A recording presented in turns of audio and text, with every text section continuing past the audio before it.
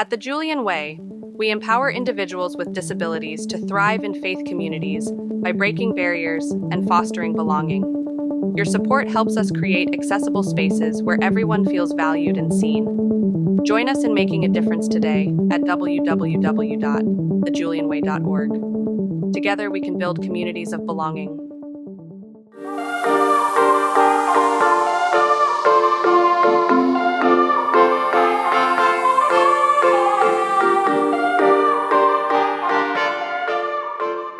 Hello, friends, and welcome to another episode of Palsy with Palsies. I'm your palsy, Justin Hancock.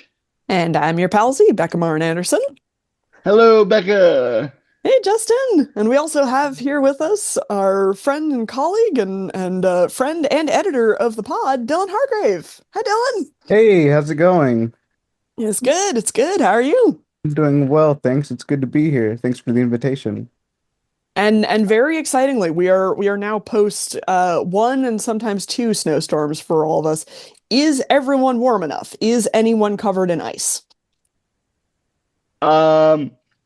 Yes, and yes. I think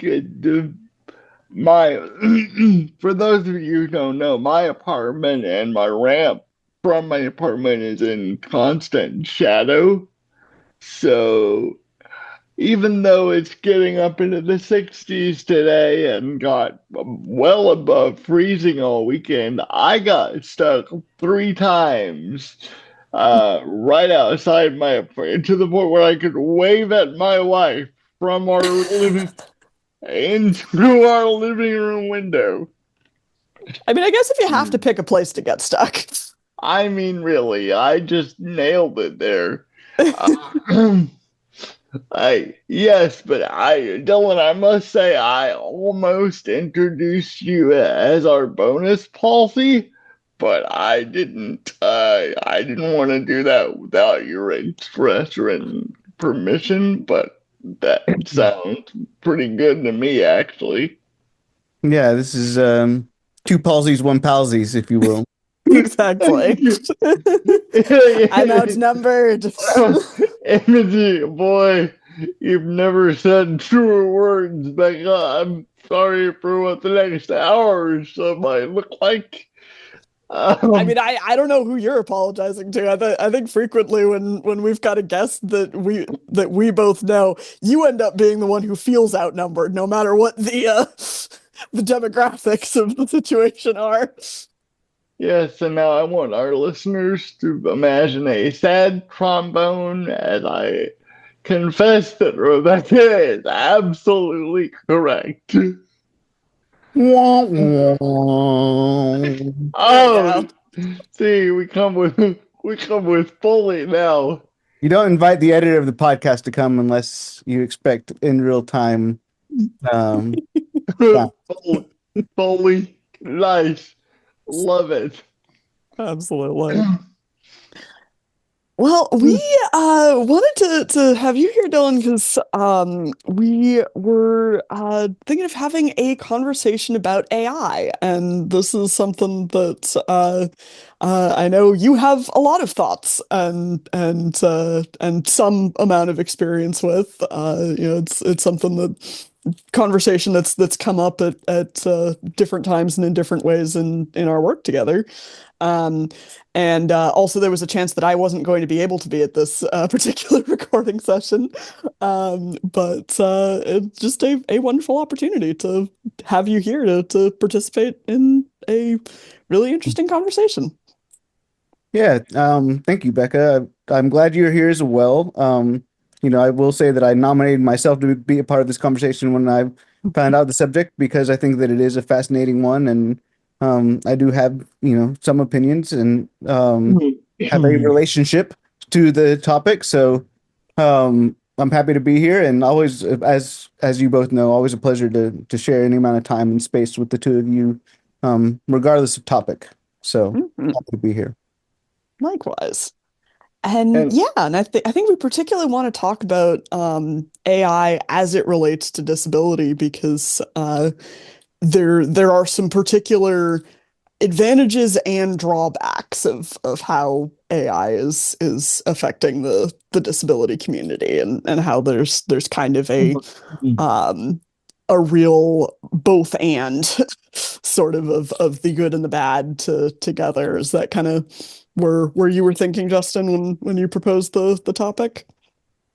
Yeah, I think so. I must confess, it's as much as I want to be an innovator and someone that likes to consider themselves open to new ideas and new strategies around technology, my pattern throughout life, whether it is uh, being the last person in the world in college to know what's this YouTube thing everyone is talking about, or getting onto Zoom late and etc. with other forms of technology. I tend to be a late adopter, but become fairly literate fairly quickly as far as technology goes. And I kind of feel like a similar pattern is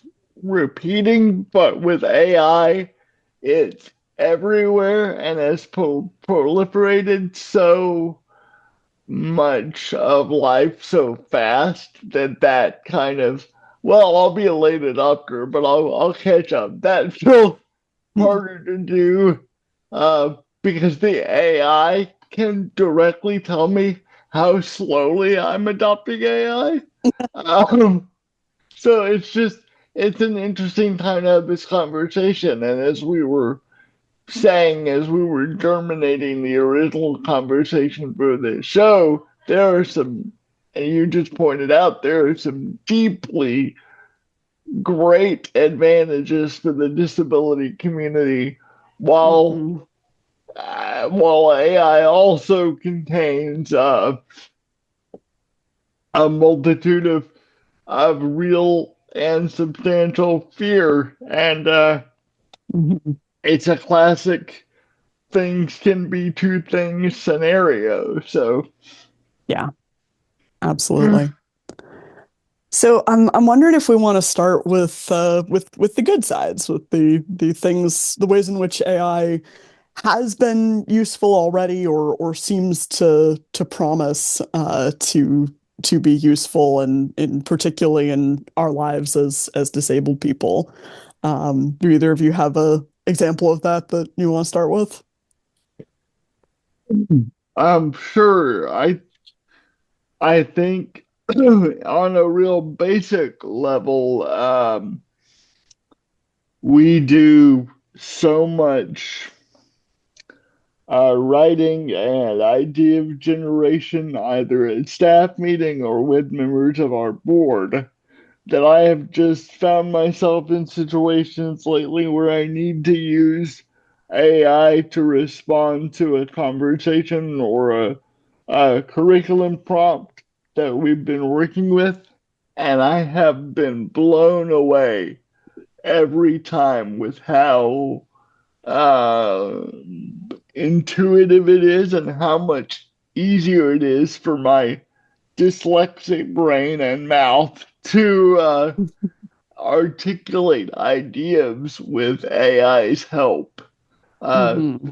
so it really is the I joked with people in grad school in my early career that when somebody reminds me I'm learning disabled, it takes me up short because I've developed such ways of compensating for my learning disabilities. Well, AI has just kind of put that concept in hyperdrive. Hmm.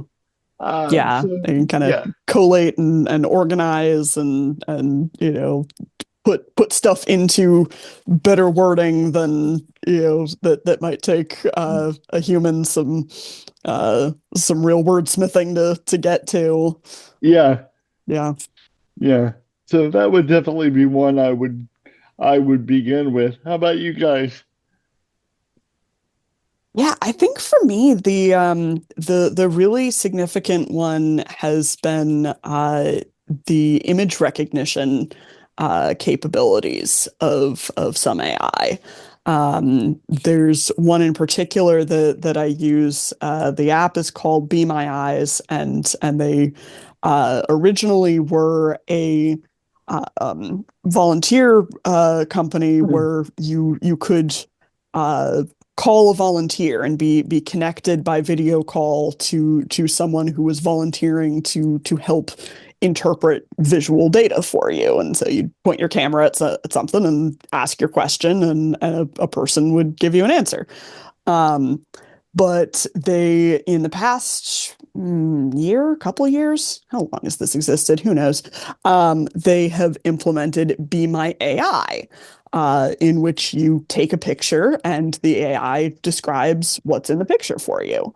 And you can then ask it follow-up questions and get additional information.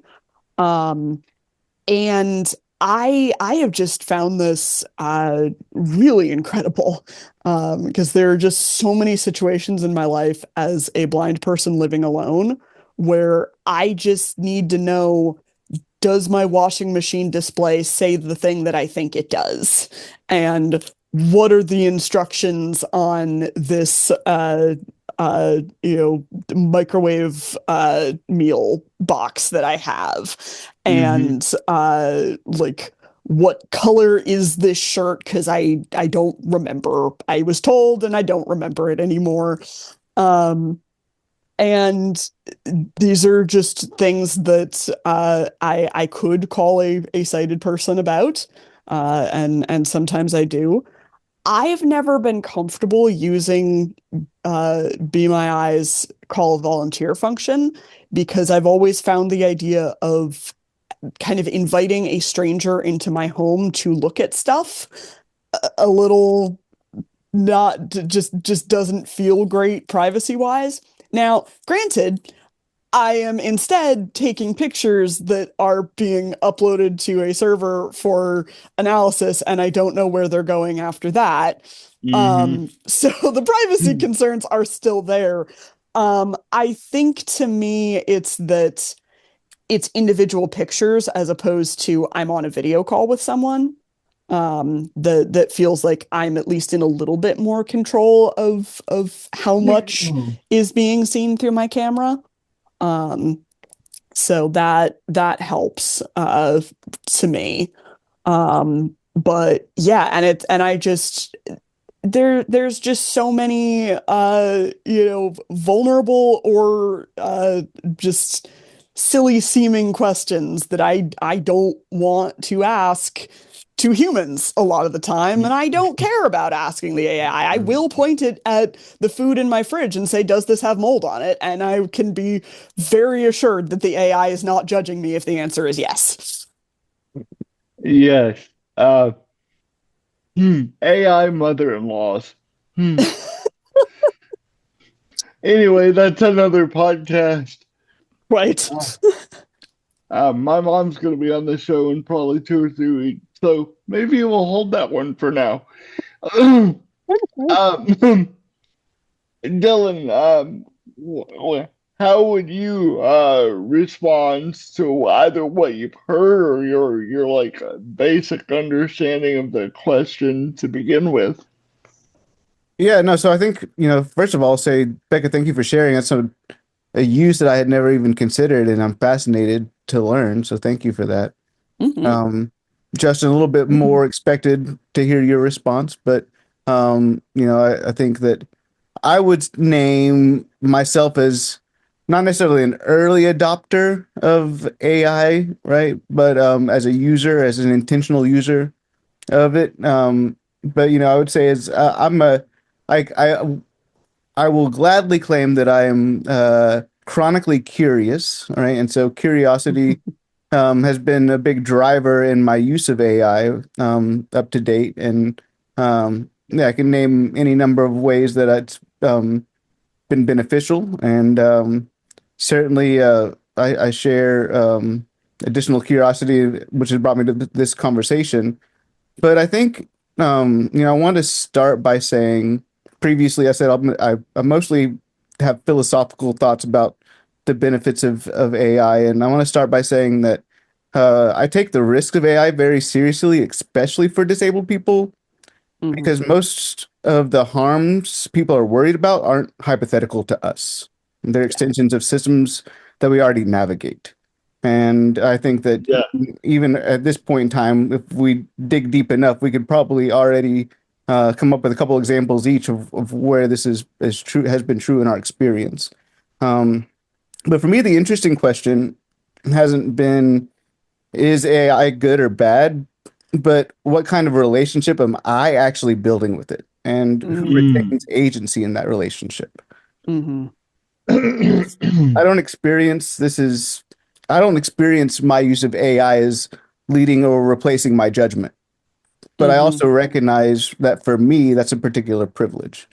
And I experience it as a structured space where I can bring questions, stop points, and ethical boundaries.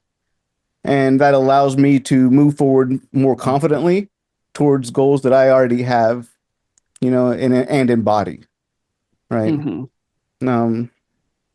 And particularly because I already live with tight constraints around energy, access, and I have engaged in a great deal of institutional friction. Um, I'm not using it to escape limits, but I'm using it to see them more clearly and to make better choices inside those limits. What you said about like not using it to replace or go beyond limits, but really know where you sit in them ethically and like how you exist um, within them is the way I would interpret what you said, and feel free to correct me or tweak me if I'm wrong. But I found the example I gave about good AI in the beginning was a very work related thing, but my my son is a math whiz and a chess champion even as a first grader, and if there are two arenas in my world that I just can't compete, it's math and chess because they're games and they're processes that like my learning disabilities have to do with pattern recognition, and both math and chess are all about pattern recognition. So occasionally I will come to AI and say, if my child has a question about what is long division as opposed to what is multiplication, how do I compare the two? And it sort of gives me a layout of a strange land. Like if I were an explorer and math is an island I'm not familiar with. AI is at least going to give me the language to start learning about the topography of mathematics. But like you said, Dillon, it doesn't help me overcome those limits, but it is very tempting to just like let AI go because I'm not native to that space. So learning how to pull that back and still bring enough of myself to those conversations and not just go, here, chat GPT. Yeah, talk to the robot instead of your dad. Yeah, just call me when you get into geometry, I guess.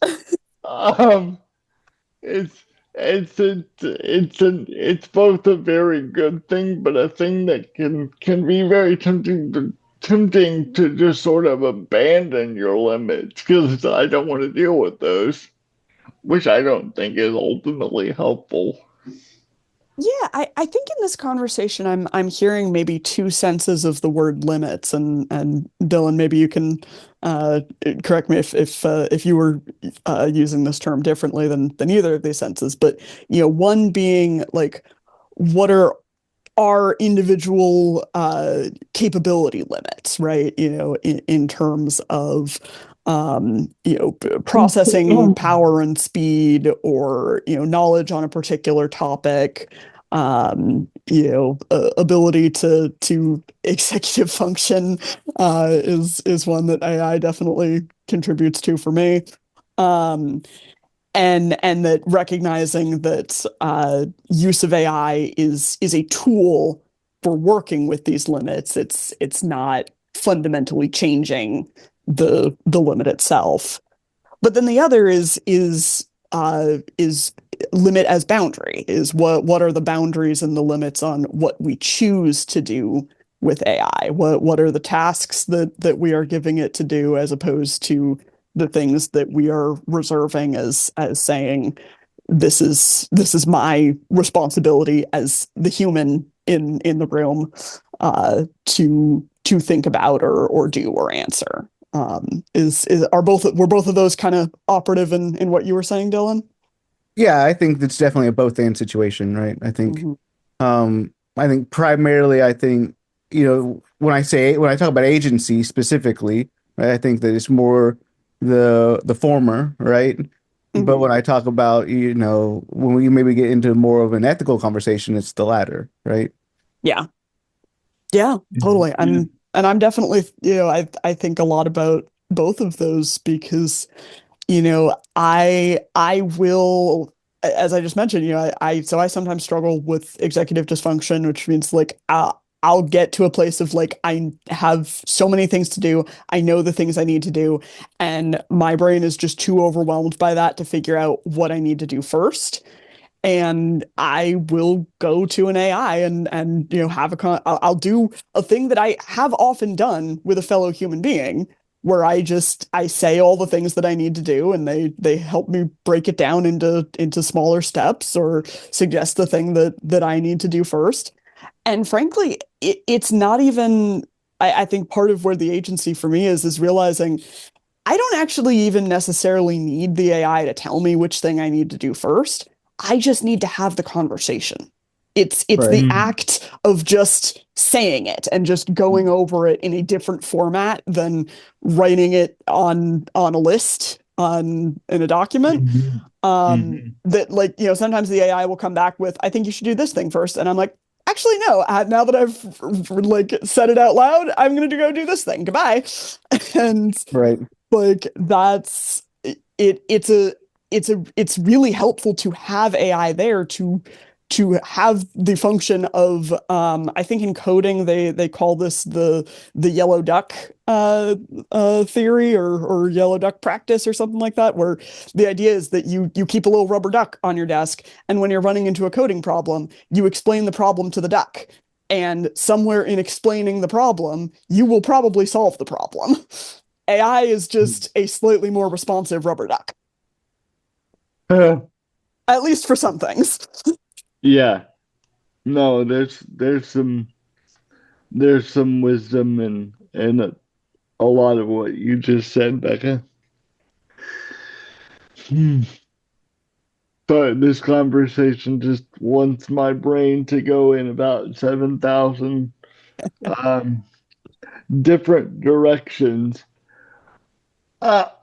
So I'm curious, Dylan, and if we're not ready to go here just yet, feel free to steer the conversation in other ways, guys. But you mentioned some of the pitfalls that are directly feelable or directly notable for those of us with disabilities. Say more about that. Yeah, certainly. And I think ultimately the conversation can go any number of ways from here, but I think that the risk should be named, and I think that there's The lines can often get blurred, and I think that there's one thing that we're good at doing is operating in the gray, and I think this what part of what the conversation is here to do is to help clarify, right? But yeah, I think that the biggest risk is replacement. It's not replacement, it's substitution. It's it's when AI systems start to finish thoughts or anticipate our needs or to smooth friction that's going to be really what I would define, using my language in my own head at least, right? And I'm happy to we can chat about it to make it clearer for everybody else. But it's more of like a loss of authorship disguised as support, right? Yes. It's when we think we're getting support, but what we're doing is we're giving like I like this idea, this in my mind, like the vision, the illustration of Justin giving away the limits to the AI. You are now math daddy, right? Until geometry. At which point in time I will become math daddy again. Please and thank you. Right? Yeah. But no, Yeah. it's this idea that we're gonna lose the authorship, and that's just disguised as support. So I think that's can happen quietly, and it shifts disabled people from authors of their lives to operators of adaptive systems. And that's really not empowerment if the system is deciding what counts as a good outcome, right? Like the system doesn't get to tell me what's good and what's bad, right? And what we're losing here is self-determination, narrative ownership, and the right to be inefficient, partial, and wrong. Which, if I can speak to my experience, particularly within the Julian way, is this beauty of what happens when we allow ourselves to be inefficient, partial, and wrong. Right. Yeah. And that's, I think, the biggest risk I see. And Yeah. we can do more, but I'm happy to pause here. Yeah, I I have- mean, yeah, go ahead. No, I have so many thoughts. So you go ahead, Becca, or I'll never shut up. Please. Yeah, I mean, I'm thinking, I have two competing thoughts. So I'll start with, we know already that the models for these AI, that the data that they're being fed are reproducing existing human biases, right? That when we use AI to scan resumes and make initial interview decisions, they have the same sort of biases that humans do that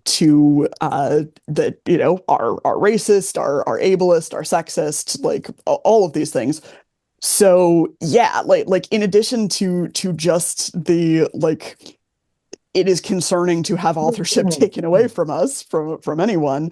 Like we need to be distrustful of the outcomes that these systems think are good outcomes, because we know that the outcomes that pretty much any system we live in is working towards are generally not the ones that we want. So why would we trust AI to know to move towards an end that we want as opposed to something else? So that's one thought, and the other thought is like, yeah, as you're saying, Dillon, like the ways in which disabled people may be specifically at risk for these kinds of things, is because these tools are so useful to us. There's a company that is currently working on a project that in general I think is a very good idea, but I have a lot of concerns about it. It is a email app that is going to be designed specifically by and for blind people. And the way in which it is designed for blind people is that it is going to be a audio first interface. It's going to be an interface that is designed to work with a screen reader rather than being something that is designed for sighted people and then adapted with a screen reader. And it's going to be powered by AI. That all of the things that you're going to be doing, all the ways you're going to be interacting with this email client, are going to be talking to an AI about writing your emails and reading your emails and organizing your mailboxes. And I wrote to the developers and was like, hey, you got to really think about, if you're putting such a heavy reliance on AI, where's the line where it's just writing our emails for us? Like, is it really necessary that the email client that is designed for blind people is going to be so infused with this stuff that we maybe can't get away from it, taking authorship away from us? Yeah. Did you get a response? I'm curious.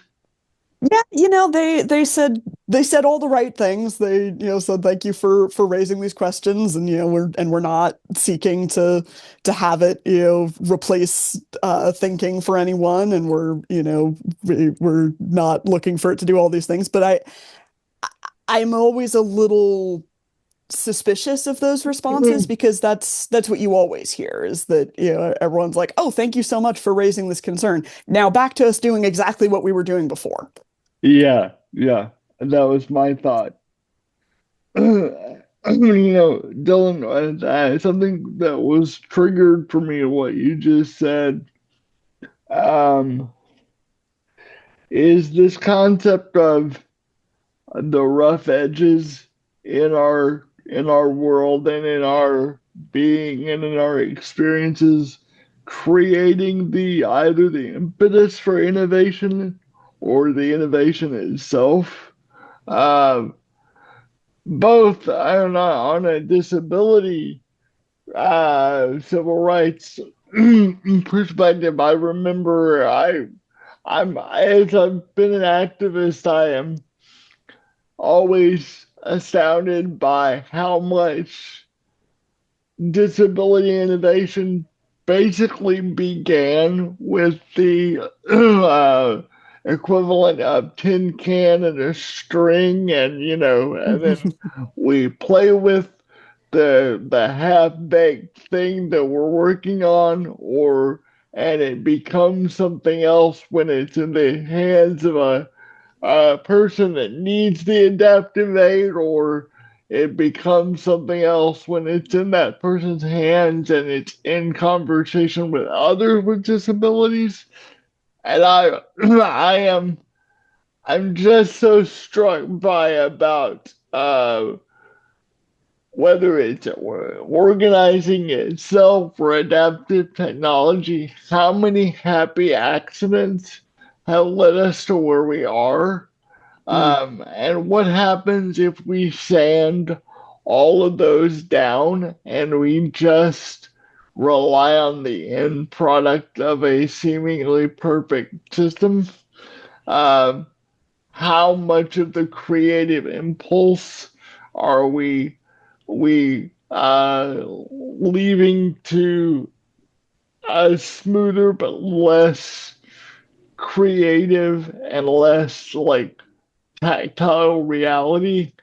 And I'm even thinking beyond disability. I mean, like things like uh, there was even some accident in the creation of penicillin, and I'm thinking less heroically about the substance olestra, the fat substitute.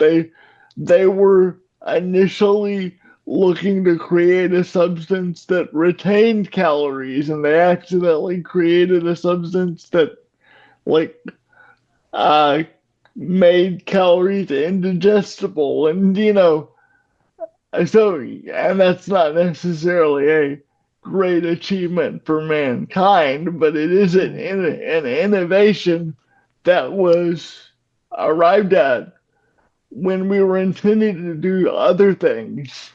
And what happens if we lose that, and we lose the ability to realize our points of friction as points of generative creativity, because we no longer have any points of friction.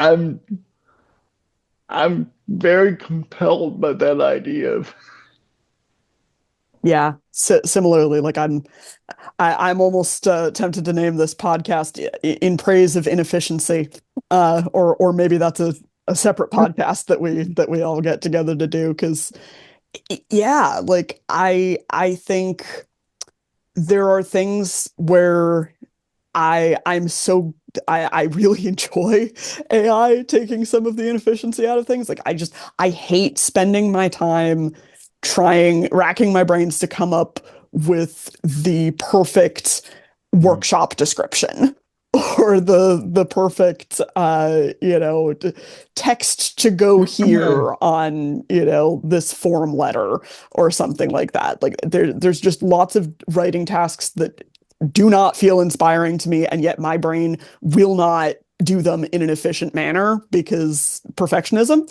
Um, and so to just have something that will cut through some of that friction is really great.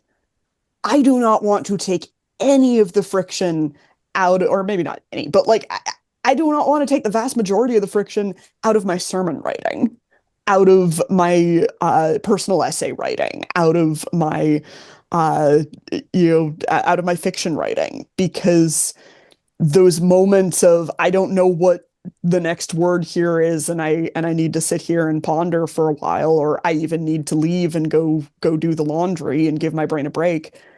That's where the best ideas happen. Yeah.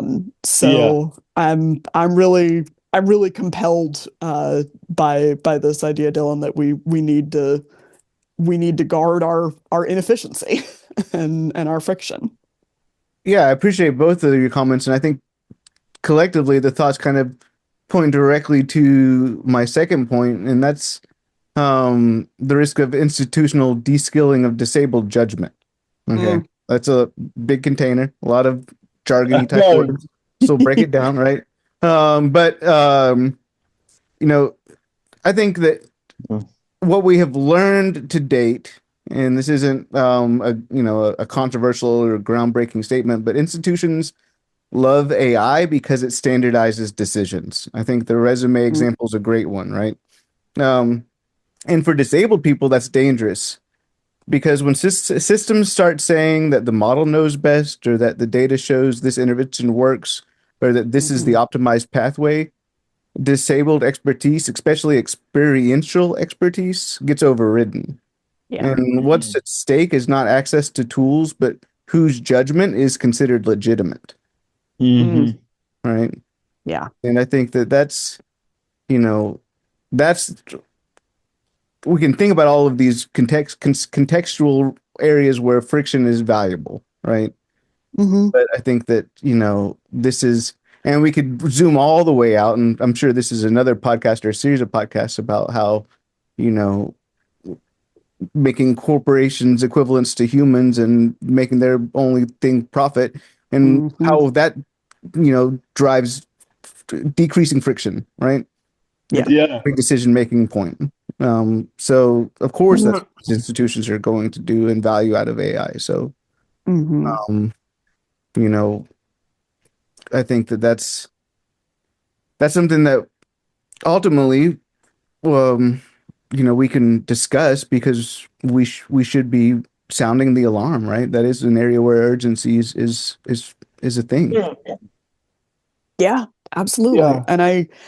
And I think this is related, that I worry about, and I'll frame this cautiously, because I think people are always worried about the generations coming up after them, and whether the kids are all right, and what technology is doing to the children.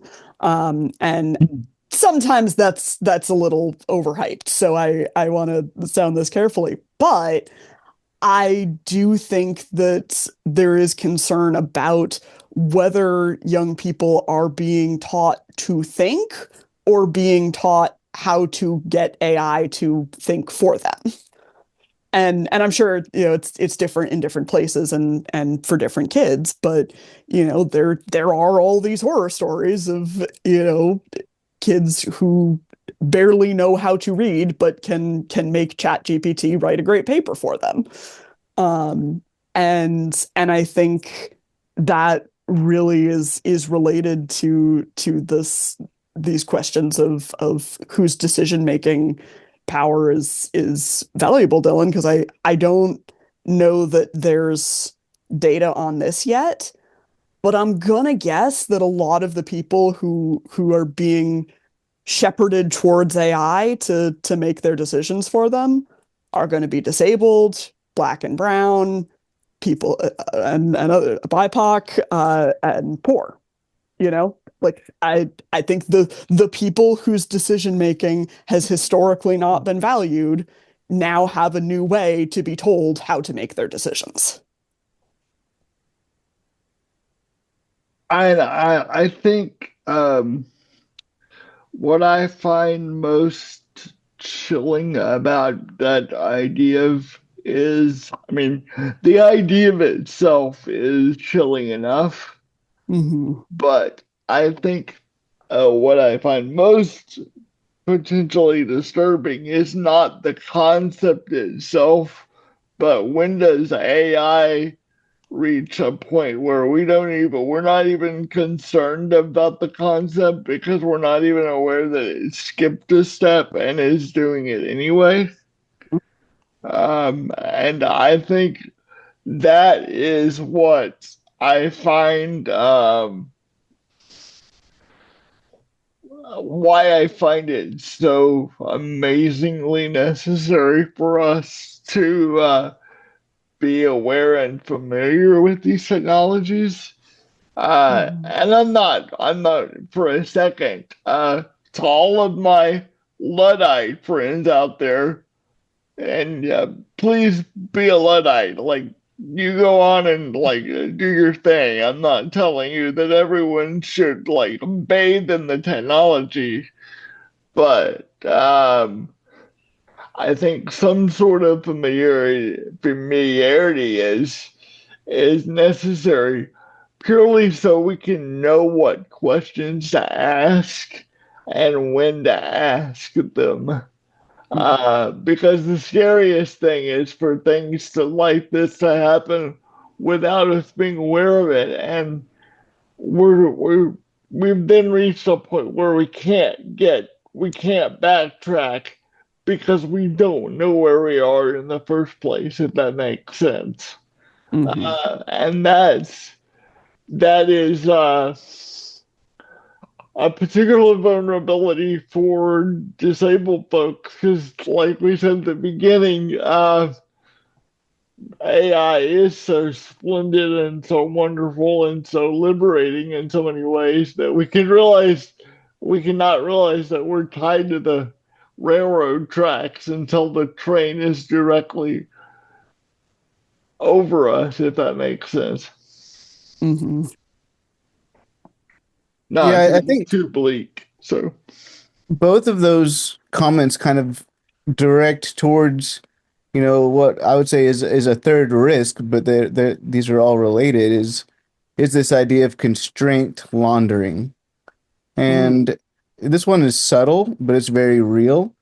Because, and I think, Becca, your point about how we have now a new way to tell disadvantaged people to do things is it's a great container for this because I think it's Mhm. happening already. But AI can make structural barriers appear like individual limitations.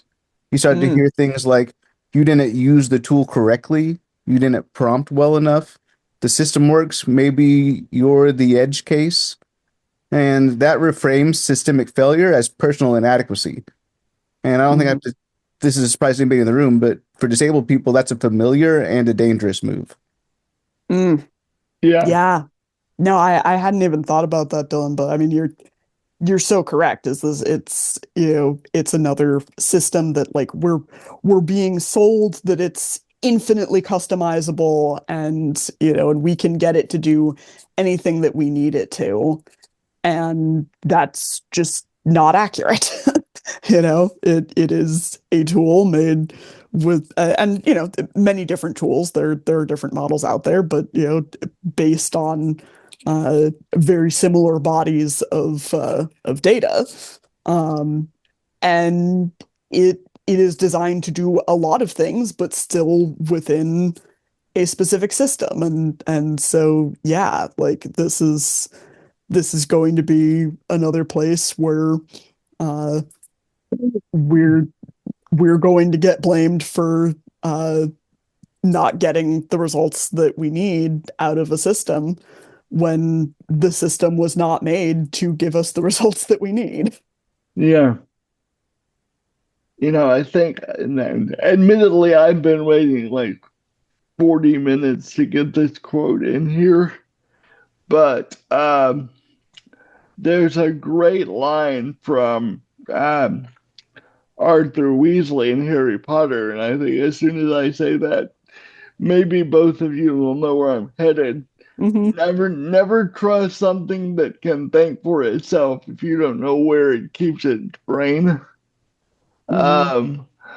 I just following along with that line of thinking, I think one of the things that is already happening with AI is because it is so technologically new and so apparently flexible and, as you said, infinitely adaptable, Becca, and it starts ideally with the kernel of our ideas. We can sometimes treat it like the Wizard of Oz, and Mm-hmm. like it's this semi mystical force. There's probably somebody behind the curtain, but we don't need to think too hard about it because it gets the job done. When I really think we should like pay much more attention of who is at the end of the line and what they're doing with our ideas and with what they're feeding back to us, not to be like a Mm-hmm. total tinfoil hat guy, but because technologies are often generated by those who are in power, we can get lost in the like miracle of it all and forget that at the end of the day, it's probably not going to overthrow the system of power that's created it, but in some ways Mm-hmm. uphold that system. So I think it behooves us as people with disabilities and people in general to remember that as magical as it sounds and as fluid as it moves, somebody somewhere is it may land in a data farm, but somebody somewhere is at the end of that line and doing things with what is being inputted. I don't know what to do about that, but I do think it's that becomes a far too ethereal concept Right, when and we I look. think to bring it back kind of more to a more ethical like a level, I think that it does speak what you're leaning into again speaks to kind of this fourth risk, and that's dependency that looks like care, Mm. because AI Yeah, can feel incredibly supportive, right? You Justin have kind of brought this up in this conversation a couple times about how native of a space it can feel, particularly for disabled people, and supportive as a part of that. Mm-hmm. Especially to people who already carry fatigue, pain, or cognitive load, right? We've discussed these Yeah. things in this conversation as well. yeah. But the ethical risk is when reliance replaces skill, when convenience replaces consent, and when continuity replaces choice, right? And that's a Mm. lot to dig into, but I think that ultimately, like what you're speaking to, Justin, and I think that this is something that we aren't as does is not in the forefront of people's minds as it probably should be, is that care without boundaries becomes control with a good user experience, Mm. Oh, wow. right? Yeah.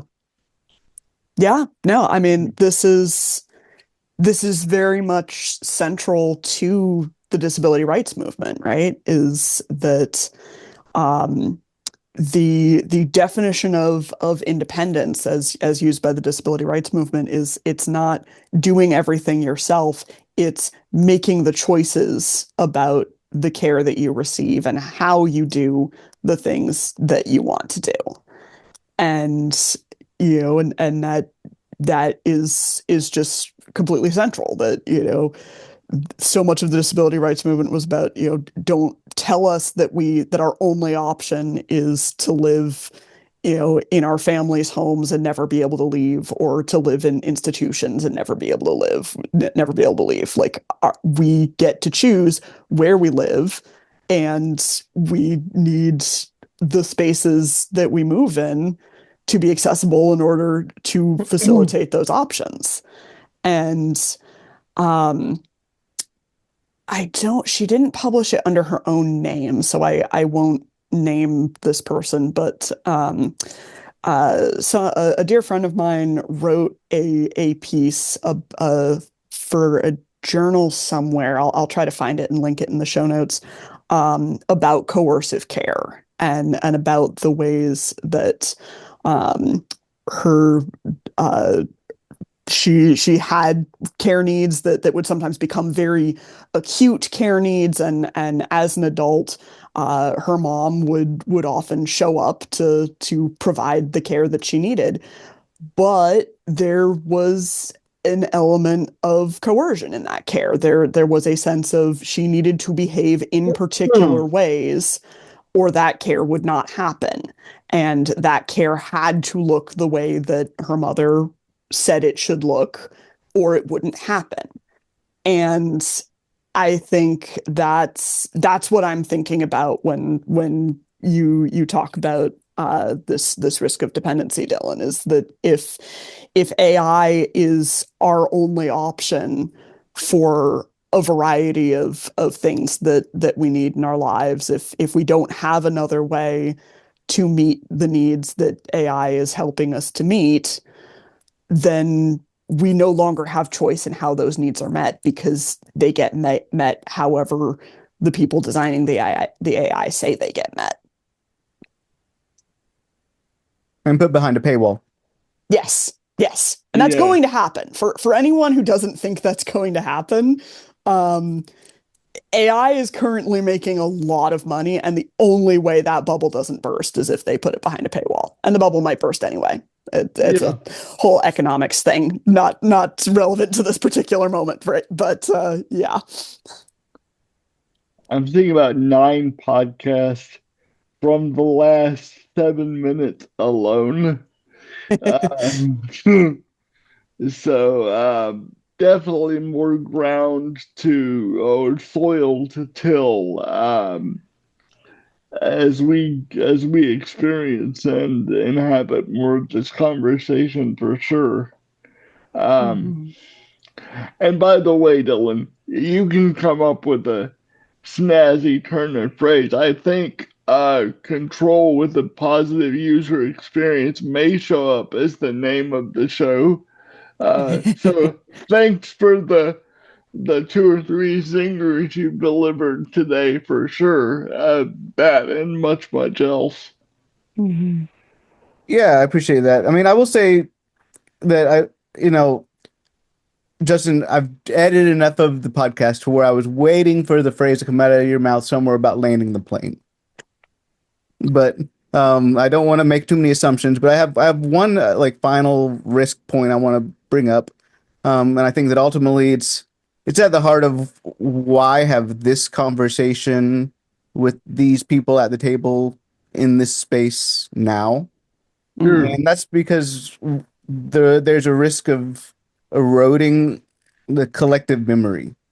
And specifically what I mean when I say that is that disabled communities have historically transmitted knowledge through mentorship, through story, through practice, and through adaptation. And if AI intermediates that too aggressively, we risk losing how skills were learned, or why certain workarounds mattered, and even what resistance looked like.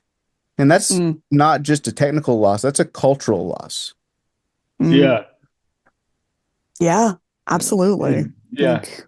I mean, there's so many fears and concerns about the things that AI could replace of how we interact with each other. And I think that's very much one of them. Is the other phrase that's been coming to mind is Audre Lorde's "The Master's Tools will never tear down the Master's house," and I think that this gets at that, right? That like when disabled people interact with one another, when we share our history and our stories and our movements and our culture, we are working towards building something new, right? We are continuing to build disability culture here and now, and we're working towards building a better and more accessible world. Mm-hmm. And the AI may be able to repeat what other people have said, what it can find some disabled person on the internet somewhere having said, but it cannot replace that interaction. And the AI, as we've said, basically is the master's tools.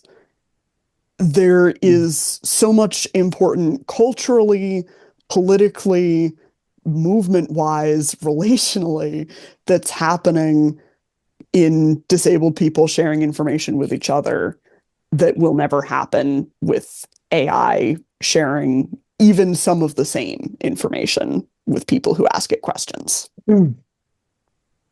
Absolutely. And it's funny you brought up landing the plane because I was about to tell Rebecca, this week I'm not landing the plane, so I need her to tell us when she's ready. But I'll only say to that idea of because I'm a history nerd and am always reading history books, um, and not to get too bleak, but it occurs to me so strongly that I'm reading a history of the Third Reich, and I'm on the volume that's about the it's the bleakest because it's the Third Reich during the period of World War II, and when they were doing literally the worst stuff humans have ever contemplated, let alone done.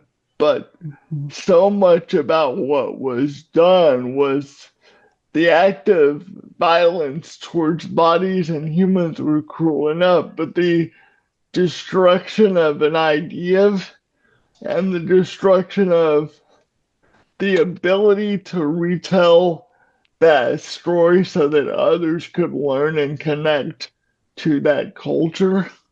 Mm-hmm. And I think AI, if done well and if known well and managed well, can help others connect cultural ideas in such a profound way.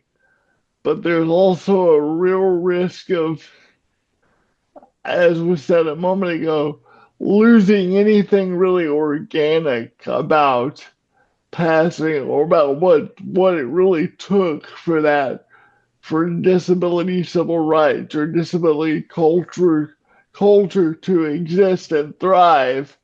And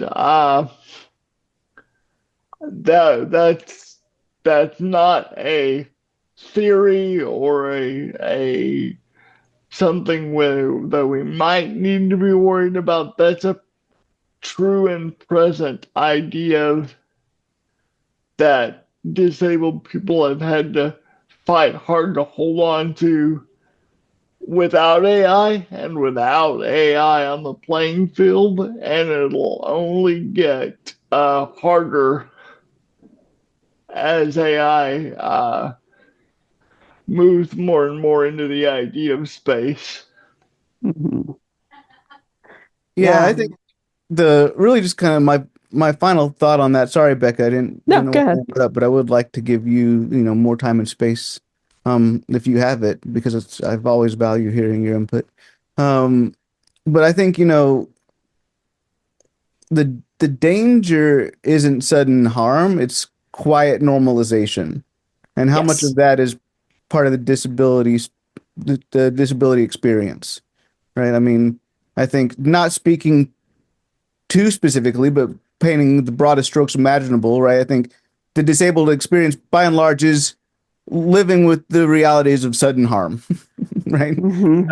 And so we have a very clear understanding of the difference in terms of the danger of quiet normalization, right? And that's, that's when that's when things can that's where the harm really exists, right?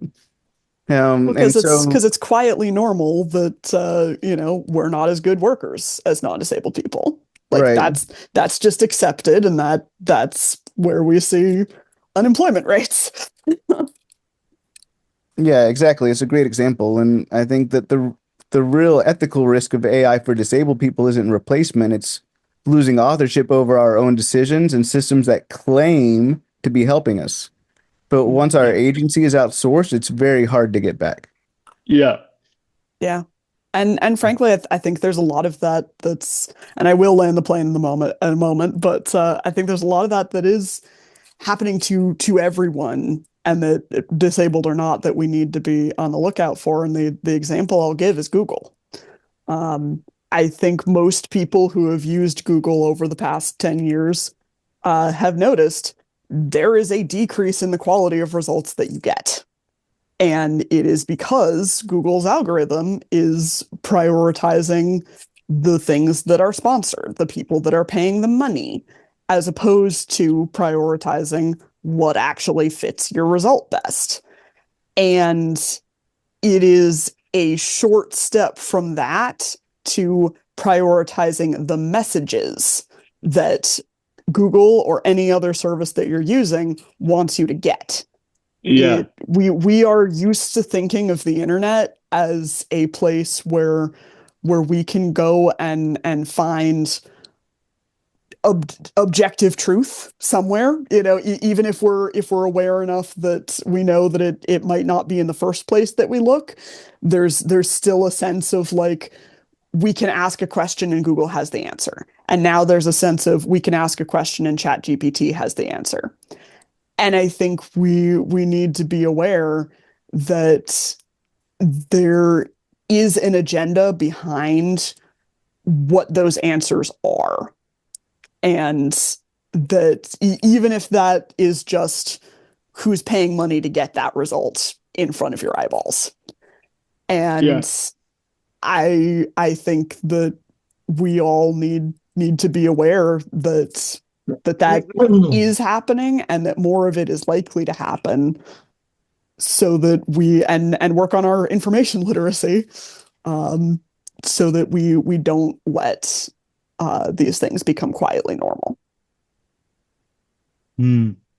Yeah.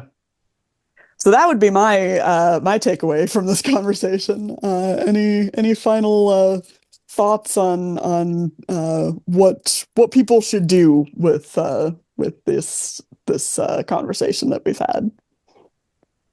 I don't think, honestly, Becca, I don't think between the last things you and Dillon said, I don't know that I could uh, find a better bullseye without blurring some lines. So I'm gonna let that stand on its own.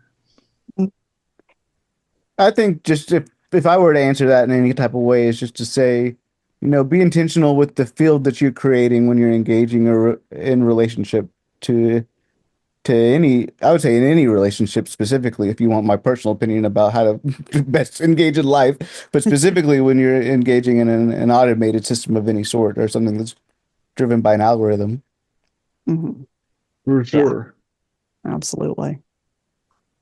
Well, thank you so much, Dillon. Thank you, Justin, for having this conversation today. This is, definitely, I think, just the first of many related conversations that I think we'll have on this podcast.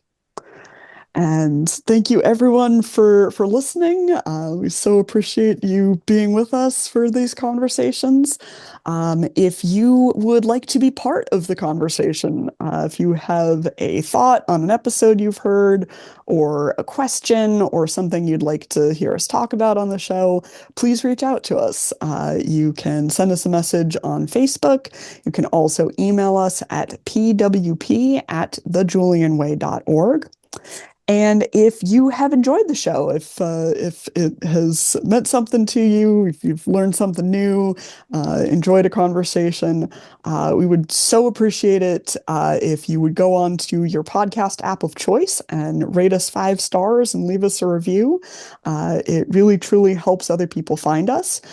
You can also help other people find us by sending us to them. That is also a great way to get the word out there.